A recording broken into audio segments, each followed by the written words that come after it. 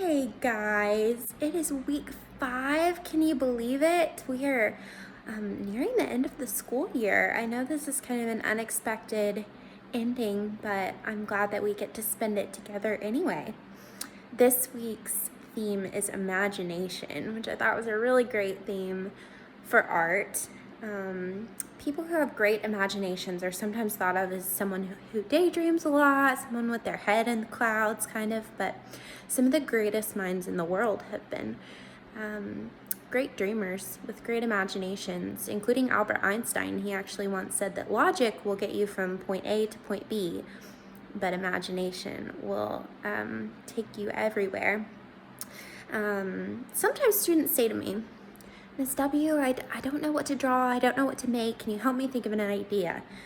And you guys know I often respond to that with a question so that I can learn more about you. So I'll say something like, what are your favorite things to do?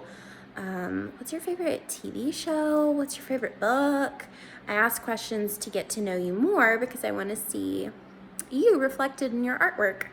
But this week, I thought I would give you some tips to develop your imagination. If you're a person who is like, my imagination's not the best, I really struggle to think of new and exciting ideas, maybe some of these tips and tricks will help you think of some great ideas this week as you delve further into your own imagination.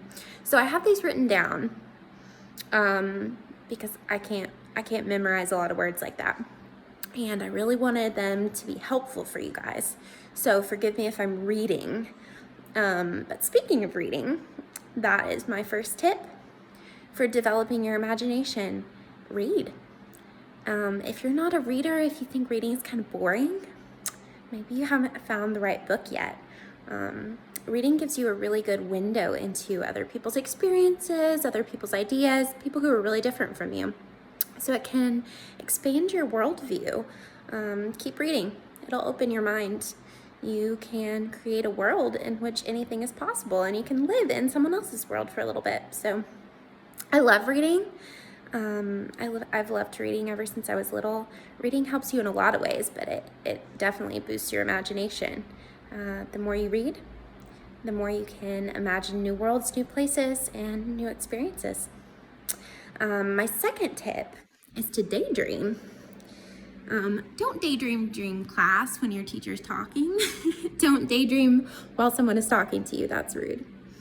But it's a great thing to daydream because you're a little bit in control. When you're dreaming at night, you really have no control over the dreams that are coming into your head.